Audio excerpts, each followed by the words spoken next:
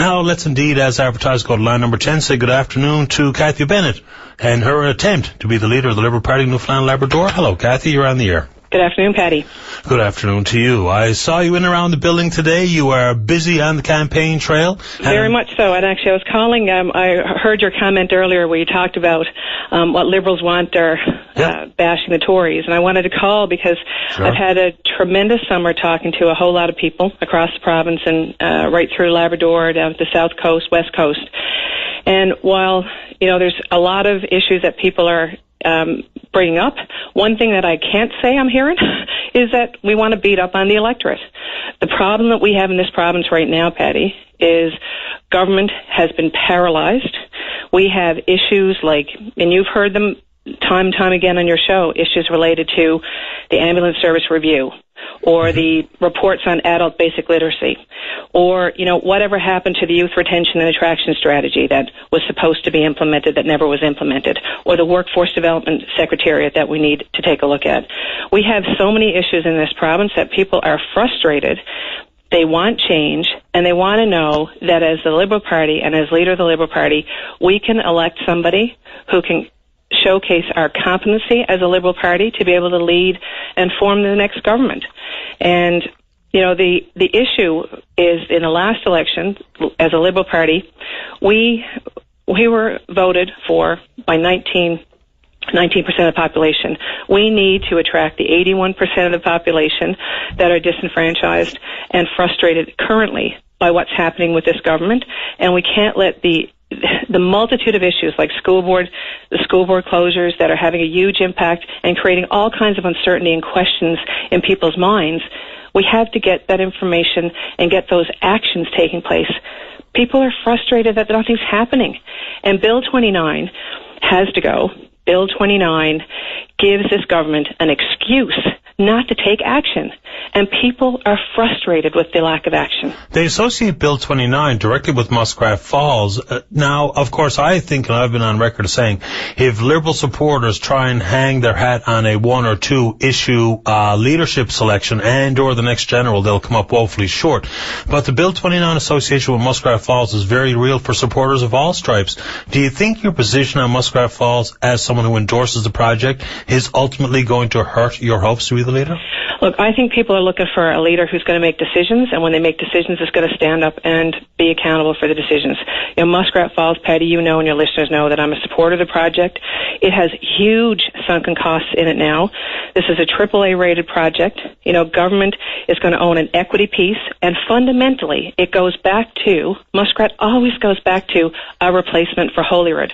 We can get all kinds of noise out there in the community. We can try to scare people about utility rates when we as a government can make sure that utility rates are fair and reasonable for seniors and everybody else in the province. We can do that as a government. What we can't be doing is scaring people on one issue without taking a look at the other issues that they're desperately wanting to talk about, whether it's affordable housing, whether it's healthcare issues, or, the people who are worried about their communities who are dying in rural Newfoundland because we aren't paying attention to making sure that these communities have some type of hope. And I just don't think that's good enough. There's hope, and that can all only stem from economic opportunity and the creation of a regional economy. It can't all be dependent on the provincial coffers so far as natural resource wealth goes. One of the ideas being floated by one of the candidates for leadership, and that would be Mr. Dumaresque, is the Labrador Tunnel. I hear Paul Antle supports it. What's your position on this concept of a tunnel to Labrador? I don't know enough information about that to make a position one way or the other. But what I do know when we talk about economic development and the importance of regional economic development is that what I'm hearing is people are talking about how do we make sure our forestry is optimized to make sure that the benefits are being driven into the communities today, and we stop being paralyzed from making decisions. How do we make sure that from a fisheries perspective we are optimizing what's happening in processing and making sure that at a federal level, we're advocating hard with the feds around quotas and making sure that we're making timely decisions about what's happening and changing in our waters. I'm hearing about the need to look at agriculture and how we can, set quantum leap targets to make sure we grow that sector. Fundamentally, our economy is heavily linked to oil. Oil only creates about 3% of the jobs. And what we need to get back to and get focused on is how do we create opportunities for young people so they will stay here, they will have their children here, and they'll be here to take care of their parents. We can't have a population that's the fastest aging demographic in Canada. We have to do something about it. We can't allow our province and our population to be extinct because we can't attract young people to stay in our province and be rewarded for the education that they get by good jobs and good opportunities. And one of the they want to be here. Yes, oh, sure they do. And expats, the first thing they want to do is move home. The issue so far is economic opportunity for a lot of coastal regions in the province. It has been historically an opportunity in the fishery. I know tourism is a growth industry and other things, but the fishery is one. Now we have the Canada-EU free trade deal, which has stalled in some fashion. We don't really know exactly what's going on there. But one of the implications from that is an adjustment or the removal of the MPRs, minimum process requirements here, which will indeed take further opportunities away for youth. Whether or not they want to consider the fishery is another thing. Where do you stand on that kind of stuff? What kind of voice have we presented, and are we doing enough? Well, see, that's one of the advantages I think that we have in Newfoundland and Labrador is because we can be so connected as a government if we listen and if we have the discussions and we're open to the information that people are giving us. We can be so connected as a government to what's happening in the communities that we can much better advocate at a national level to the federal government. And I think that there's a gap there. I don't have confidence that at a federal level, our position and the information that we have from our communities is being advocated at a federal level. And I think that's where we need to be stronger. We need to use this knowledge that we get from, these communities out there that know what's happening and bring that to the federal level, whether it's around what's happening with our fishery and what's happening with possible changing regulations or possible, international agreements, but also on issues like municipal infrastructure and how we have to make sure that we hold the federal government more accountable for making sure that municipalities throughout Canada, and particularly in Newfoundland and Labrador, have what they need as their infrastructure is aging.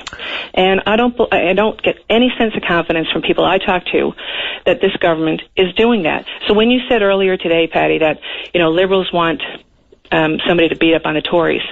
What Liberals want is they want to win the next general election so that we can get in and we can start taking the information that we're hearing and turning it into actions so people can feel part of the solutions and not feel paralyzed.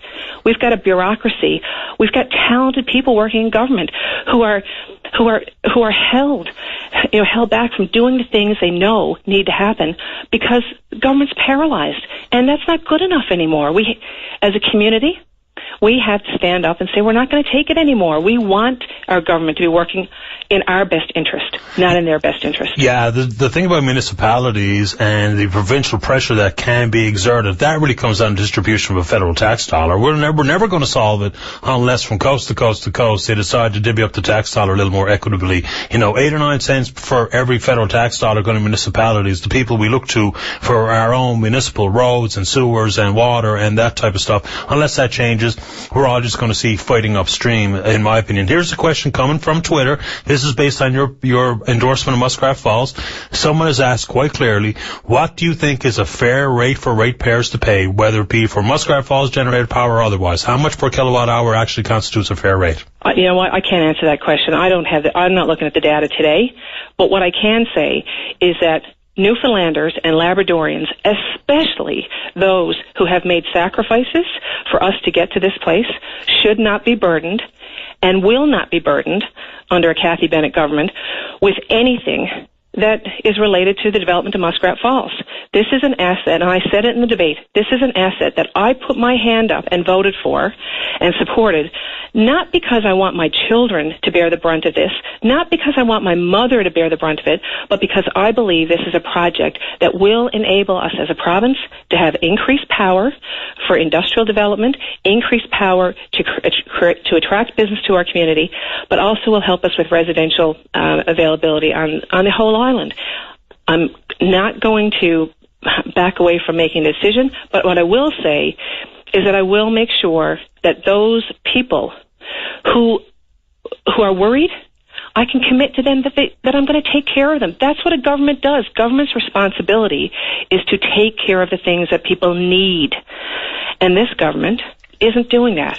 And a Cathy Bennett government, Patty, will. That's the reason I put my name on the ballot. I put my name on the ballot so my children and my family and my community will feel better and stronger tomorrow than we are today. I feel one of the messages that have been left out of those who are proponents of Muskrat Falls, that Upper Churchill Power is currently being sold for 3.2 cents per kilowatt because it's paid for. But let's leave it at that. One of the things regarding Muskrat Falls, Cathy, is also the growing resentment of Labrador towards the island and the divide that's being created ideologically, politically, philosophically.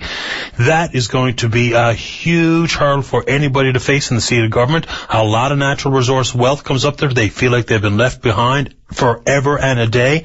How do you approach that? Because it's going to take a lot more than just rhetoric or, oh, I'm with you. There's going to have to be some meaningful change. How do you approach it? Yeah, so first and foremost, you got to be having the conversations. You got to be in the community. You have to, as premier, as ministers, you have to be in those communities having the conversations with people face to face, and you've got to be open to their feedback.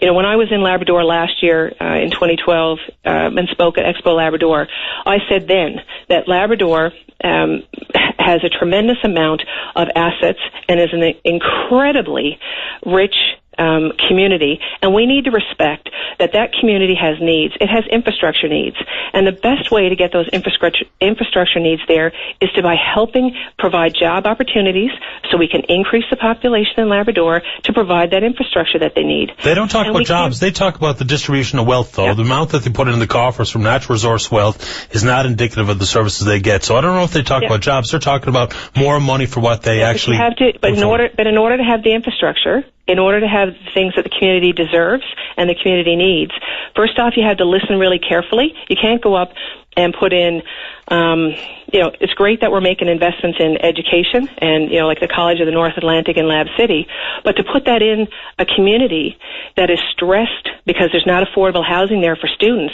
and not put anything there in the way of some type of accommodation for students means that you're not listening to the community. You're not connected to the issues that are happening there. And when it comes to, what happens in Wabash or Happy Valley Goose Bay, for example, and that community has done a tremendous amount of work over the years to get ready for the impact of Muskrat Falls. Yet we are hearing stories continually about issues related to the infrastructure there and whether or not the infrastructure is ready to handle the influx of building that's happening. That's the issues with Muskrat Falls. This project is in play. It is under construction, and there are issues in the communities that need to be addressed. And we've got to get focused on that. We can continue to talk about these things that are, that a small group of people think are important, or we can really listen to what people are saying and we can address their concerns. Labrador needs to benefit from its resources. Two quick ones now. We're quickly running out of time, but these are important to many people listening to the program. As a person whose notoriety in the province comes from not only your hard work with some of the charities, notably Ronald McDonald House and others, but also your ownership of McDonald's restaurants, and then the renewed conversation on Labor Day and otherwise is minimum wage. What's your stance on the minimum wage as it stands, and where should it go from here? Well, I've never been a minimum wage employer. I haven't been since I've been an employer. And I think, people deserve to be paid a fair wage, and we need to make sure that those wages, we have to make sure people are paid a living wage, that they can afford the things that they need to have. People need housing. They need to make sure they can get food. They need to have, clothing for the kids. They need to be able to provide transportation if need be to schools. And we have to make sure that those wages are appropriate. And I think any time you have wage pressures like we have in our province, that always puts the focus on, the minimum wage. And I think, this government is a good example. They've made promises about doing something, and they haven't done it. That's why people are frustrated. That's why these issues keep coming up. It's because government's been paralyzed and isn't taking action. And I think you have to make sure that you're, one step ahead and thinking about the actions and taking the actions so that people feel confidence that you're making progress. That's what leadership is about. Leadership is anticipating and making the tough decisions, and people trusting that you have empathy for what their issues are and what their concerns are. Yeah, empathy also comes in your ability to put yourself in others' shoes, not just in political awareness, but also to realize the tough lot in life for people. And we're talking about the effect of your hydro bill coming up. This is another question comes from my Twitter stream. It's and this is something you should know given your past relationship with the Nalcor board. What is a fair return for Nalcor? Is 12% fair when we talk about the hikes that are going to be presented to folks as a result of the construction of Muskrat Falls? Well, Nalcor's, we're talking about two things. You're talking about Nalcor or you're talking about Newfoundland Hydro? Well, these are two different companies, right? But we're going to see a guaranteed rate of return from Newfoundland Power, but as a privately held company, there's not much that can be affected by politicians or legislation there. But Nalcor is also going to see a return on its investment, equity stake, as you put it here, Hebron, and otherwise. What's a fair return so far as how it affects my power bill? Well, I think a fair return is making sure that we manage Nalcor in a way that it's as profitable as we can get it, so we can have that cash to pay for things like hospital beds, Patty. Mm-hmm. Right? That's what Nalcor's. The purpose of Nalcor is to take some of our natural resources and leverage them in a way that increases the return on them, so that we can put that back into the province. And government for many years, governments decided what kind of industrial rates we're going to pay. They have, can certainly influence what residential rates are going to pay. That's a government decision. Mm-hmm. And when people say they're worried about their rates, I'd be worried about my rates too if I was dependent on this government to make sure that they took care of us. I'd be very worried about it. That's why we have to have a government in place who understands that, and as you said, has empathy for people who are, in really desperate shape in this province. Cathy, I really appreciate your time. I'm supposed to stick to a certain schedule. I went over with Mr. Antle, and I did the same with you, and I guarantee your competitors the same sort of latitude here on the show. Good talking to you today. Good luck on the campaign trail. Thanks, Patty. All the best. Bye-bye. Bye-bye. Cathy Bennett, vying to be the leader of the Liberal Party of Newfoundland and Labrador. Comments, bring them.